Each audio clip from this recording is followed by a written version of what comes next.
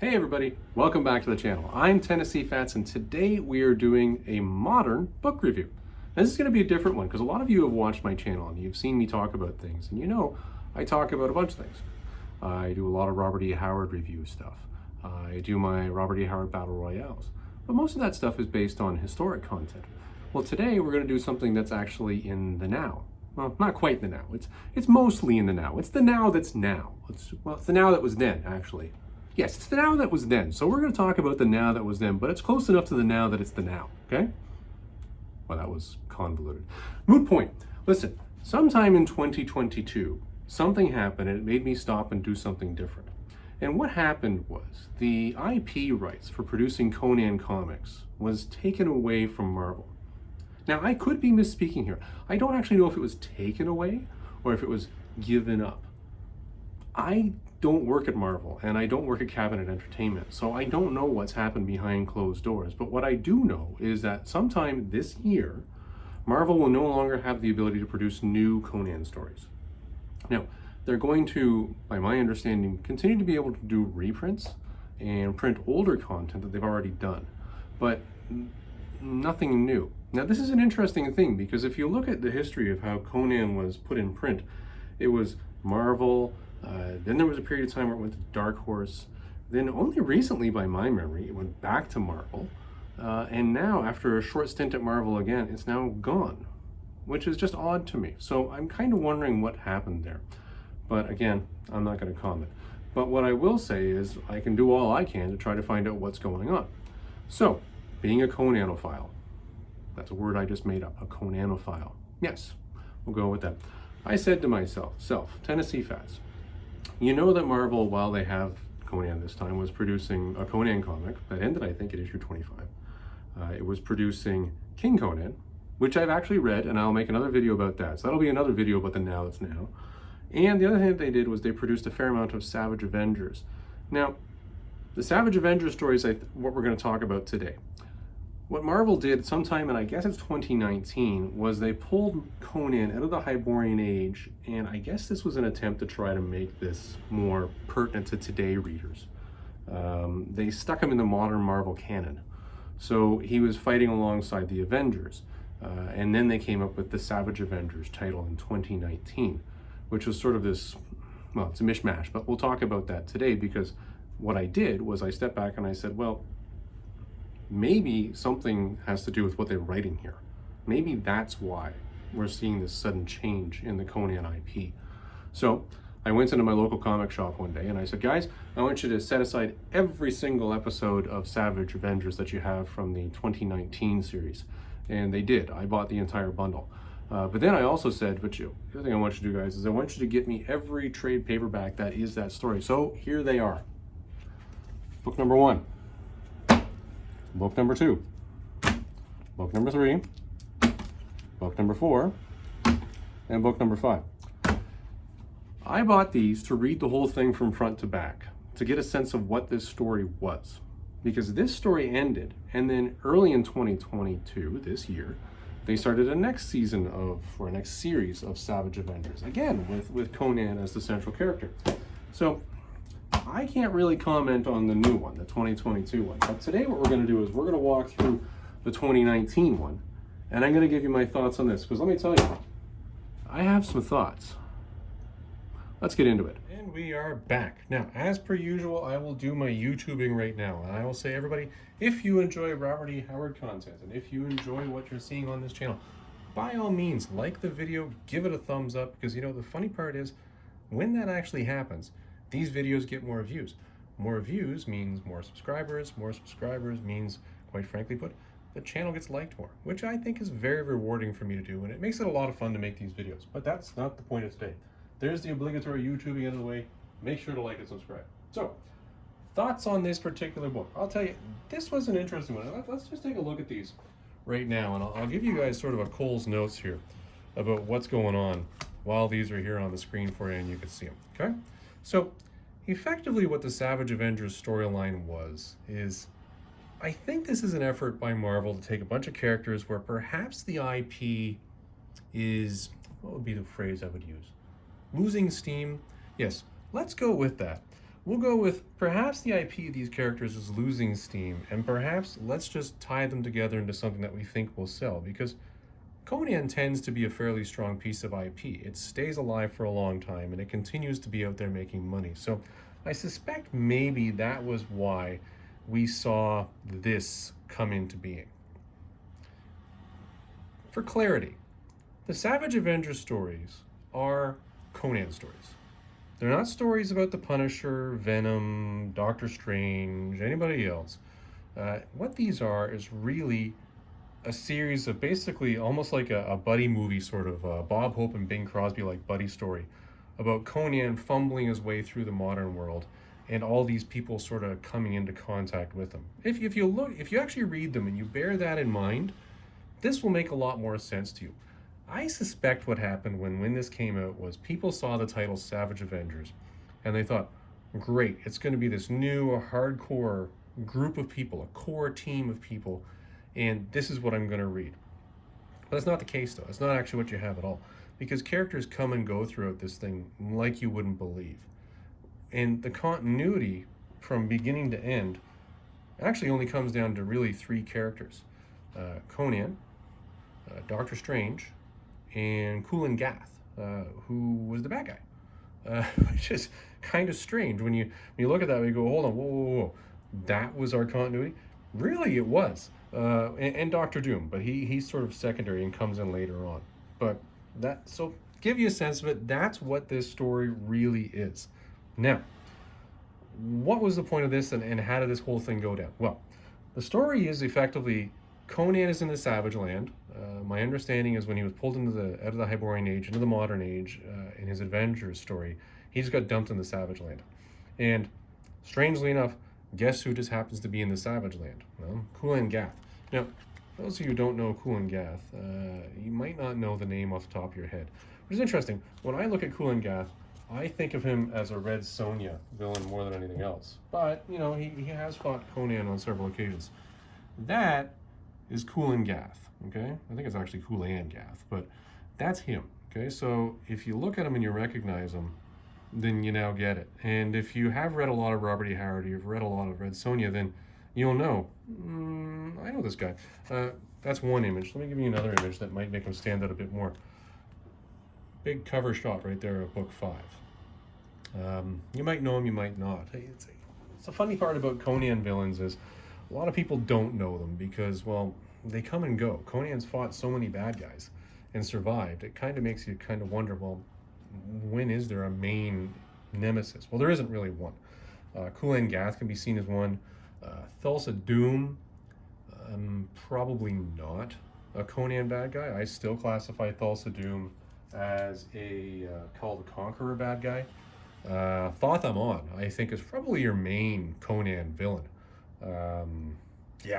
Clearly I think that is the main one. But this is a story about Kulan Gath. So, as I say, Conan, Kulan Gath, both in the Savage Land, and Kulan Gath has come up with some grandiose scheme that was, let's call it 12,000 years in the making, to take over the Earth.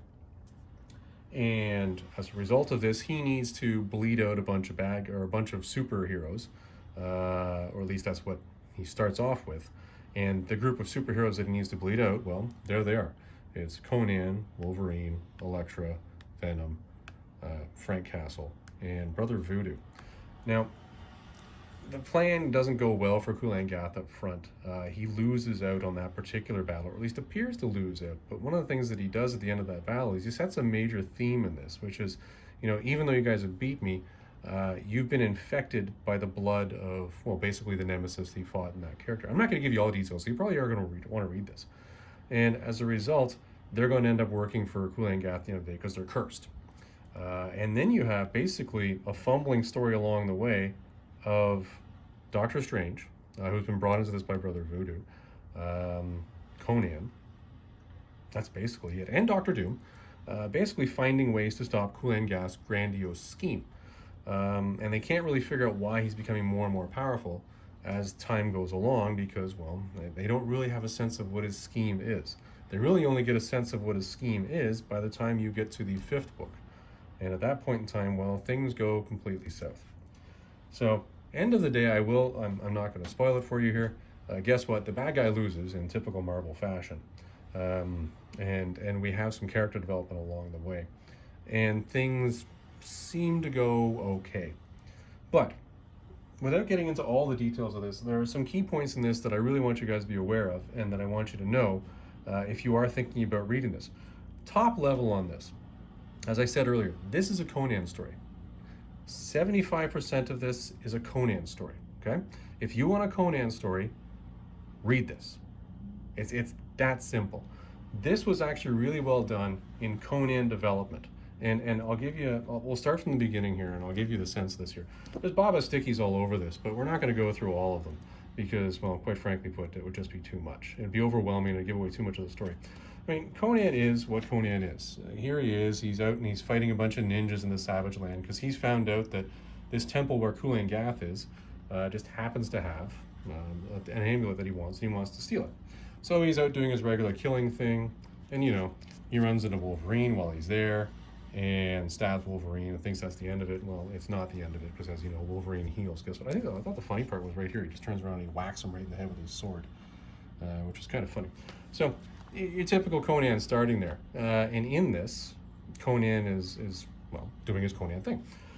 By the time you get to book 2, Conan isn't so much just out there slashing and killing and doing his thing. He's actually beginning to get a little bit of a learning going on here, because he's been, well, basically kidnapped by Doctor Doom, and now is negotiating with Doctor Doom, and talking to Doctor Doom, and talking to Doctor Strange as they do their thing. You know, so you're getting a little bit of Conan development. Now, for those of us who've read a lot of Conan comics, you know Conan by the time he's King Conan is a talking king. He's not, well, he is a barbarian, but he's not out there just slashing everything. He's actually got some thinking going on. But you follow this all the way through, and we're going to skip these 2 for now. Get to book 5, when everything is solved, in theory, and it comes to, well, how are we going to solve this whole thing from happening? Because there's time slip to this, okay? And they say, and Kang the Conqueror, by the way, is in the story at this point in time, and they say, well, let's go back in time and we'll just kill Kulan Gath when he's a kid.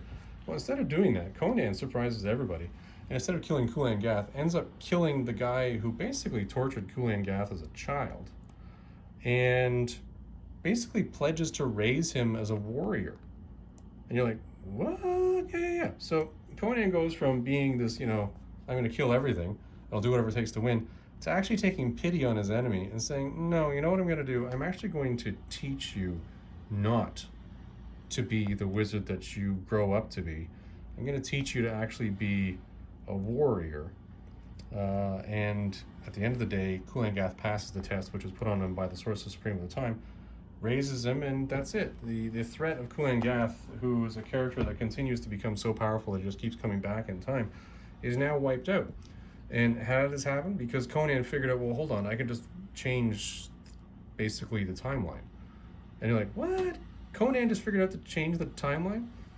So that's some growth. That was a pretty cool aspect of it. So if you're buying this because you're saying to yourself, I want to read a Conan story, then yes, you are going to get a good Conan story in this, and you're going to enjoy it because of the growth. Other things that I think were good in this was, and this is a Conan thing again, because I'm a Conanophile, that's the phrase I came up with earlier, is this book right here. I believe book 2 was the best of the 5. Because you have Conan, and I think I showed you that panel earlier, actually. Conan is sitting having dinner with Doctor Doom. Hold on, I passed it. Having dinner with Doctor Doom, and basically dares Doctor Doom to take off his mask and eat with him, because he's insulted that he's not actually eating with Conan. Pretty cool. Then they have a battle where Doctor Doom and Conan and Doctor Strange go to fight Kulan Gath, which was a fairly cool story. I'm not going to spoil it for you, but it really did become very much of a buddy sort of story. At the end of it, obviously the good guys are going to win on this, and the best panel I thought in the whole story was Doctor Strange and Doctor Doom are kind of tired of Conan just running around saying, let's just kill everything, and then go wenching. So they banish him back to South America, where he was when they kidnapped him in the first place. And they come back to the Sanctum Sanctorum and basically just collapse, going, holy crap, we're screwed. Let's go get Mephisto. And they're sort of joking about it. I know that was kind of funny. This, I think, was the best book of the 3, or of the 5. So by all means, best funny single self-contained story was in this one. this is where things started to go a little bit south. In book 3, you had them doing a little bit more of basically building their arsenal as to how they're going to beat the bad guy. What was good in this was they actually gave you a fair amount of story into the background of, well, who is Kulan Gath, and what is he doing, and why is he doing it. That was kind of a really cool story, and I did enjoy that. And that continued into this one over here, where you got more of the story of, well, who is this Kulan Gath, and why is he doing what he's doing. Very good stories in that way. But the problem that I had with these two particular books, not so much this one, but this one definitely, and you'll see it right up here in the corner, is The King in Black. And of course Deadpool has to make his appearance in this one. This is when Marvel just starts marveling. I think really at the point in time when you had book 1 and 2, things were going fairly well. You had a self-contained story, you knew it was going to happen. But I think by the time they started to get around to where you're putting the books that are in trade paperback 3 in here, is Marvel was sort of saying, let's just start to wrap this up. And let's start throwing in some of our big crossover events, because you know what, that's what sells comics. And let's throw in Deadpool and the X-Men. This book really, in my opinion, you could have skipped. You didn't need this one at all. It was really just a shame where you have Conan for some reason taking over. Effectively, he took over the Hellfire Club in Manhattan. Then goes and fights basically some symbiote-infested X-Men for no apparent reason. And then at the end of the day, he abandons the whole Hellfire Club anyway. So that, I just sort of think you go, nah, we're kind of good and we can skip that. Book 5, however, this is where I start to take a little bit of exception to everything here. This was effectively, in my mind, the hurry up and let's conveniently wrap this whole story up story. I think that they really were doing a good job here and here, getting this thing started. But by the time you got to here, I think really the title had lost impetus. I think that probably the commitment at Marvel to continue this had lost impetus. So things just magically got solved. Remember that curse I mentioned up front? Well, Doctor Strange just magically has figured out how to fix it, and he just casts a spell, and it's now fixed. And he coughs, saying, well, I've just taken a couple years off the end of my life. And you're like, okay, that was it? What? Another thing that happened in here was basically you found out that Kulan Gath is a cannibal, and he's eaten Shuma-Gorath. So the result is that he's now got the power of basically an elder god. That's not something that they can beat. So what you end up happening here is the rest of the Marvel Universe kind of recognizes, well, we're going to lose. And you know what? They do lose. The bottom line is they lose. They do everything they can, and they just sort of glance over it, but everybody's dead. That's the end of it. How did they actually solve this problem? Well, I'll tell you how. I'll tell you how they solved the whole problem at the end of the day. Dr. Doom and Conan survived. And what they did was they ended up calling Kang the Conqueror, and through time-jumping shenanigans, even though the entire Marvel Universe fought Kulan Gath in the future and couldn't win, they went back to the Savage Land at the very beginning of the story and magically won. Part of it was a trick. I'm not going to show you what the trick was, but it's enough to make you just sort of step back and go, hold on, if you couldn't beat him all combined before, how is it you're just going to beat him this time just because there happen to be 2 Kang the Conquerors in the room? That doesn't make sense. Moot point. So it was sort of a convenient wrap-up, and for that reason, I'm kind of looking at this story going, you know, you really had a good impetus going here. You had a good thing going, and you could have spread this out into maybe 1 or 2 more books, as I say, dropping this one, because it didn't really do much. And you would have had a fairly good one here if you just didn't, what I'm going to call, Marvel it up, by saying, let's do this the Mighty Marvel way, and throw in more stuff. So all in all, it was good. It's just that there's that unfortunate piece in it where, and I guess this is really part of business in comics that I don't know, which is, why did this title lose steam? Why did the interest in these characters just sort of die off after you had this run right here was really good. This was a well done story. Honestly, I would keep it, and I actually think about this, if I get rid of the rest of this entire run, this one I am going to keep to read later, because this was funny. This was part of a good story, and I did enjoy this. I like the banter and I like the back and forth. But why'd you lose that? I don't understand. And I guess it's just me not working in comics, which is why I don't get it. So overall, I would say, you know what? If you like Conan stories and you like watching Conan develop over time and you like watching him learn and become greater than what he starts out as, you're going to like this story. This was good for that reason. It starts off with just your typical Conan thing, but I think the twist they threw in at the end, where he actually ended up going back in time and changed the timeline, you know, following the line from, what was it, that movie The Equalizer, when he says, oh, you can't do that in your world, change your world. I thought that was really, really well done. Unfortunate execution near the tail end of this story. That's the only thing I'm going to say about it. Like, the writing was really good and was unfettered up front, and then for some reason changed as the story continued. Did I like the Kulan? I actually did like the Kulan Gath character in this, which was kind of funny. As I said earlier, I sort of look at that as a Red Sonja villain for some reason. I don't know why. For some reason, I always tie those two together. But to me, that was an interesting thing where I went with this sort of quasi-unknown Conan, Red Sonja bad guy, who Conan in the Hyborian Age has killed, by the way, and turns into this ultra-powerful, super, basically a universe-ending threat, a reality-ending threat that has to be solved at the end of the day. The writing was very good in this. The writer clearly has a good sense of humor as far as the actual dialogue goes. What I'm talking about when I'm saying something felt hurried at the end was really the overall plot. And give you an example of the writing in this, which is quite funny. And I'm going to leave you with this as the last example of how this went really, really well. Is when they bring in, this is all the origin of Kulan Gath, by the way, so I'm not going to get too far into that. They bring in the Juggernaut. And for those of you who know the Juggernaut, you know the Juggernaut. Let's just leave it at that. The Juggernaut needs to fight a dragon with part of the team because they need to get the Amulet of Power away from the dragon. Now, you probably can't read this, but the Juggernaut is being transported through a hole here, and he's going to basically drop on the dragon. This had me laughing so hard. I was literally crying at my desk when I was reading this, where he's singing, "Believe it or not, I'm walking on air," and then panels go by, a battle continues, you know. Now, for those of you who are from my generation, when you read the words, "Believe it or not, I'm walking on air," you're not reading, "Believe it or not, I'm walking on air." You're reading, "Believe it or not, I'm walking on air." And there's a reason for that. There's a reason you're singing that, because you know this instantaneously the minute you read those sentences. So you continue reading through the story. Well, guess what's going on in the back of your head? That song, if you know it, is going on in the back of your head. And then you get to this part right here.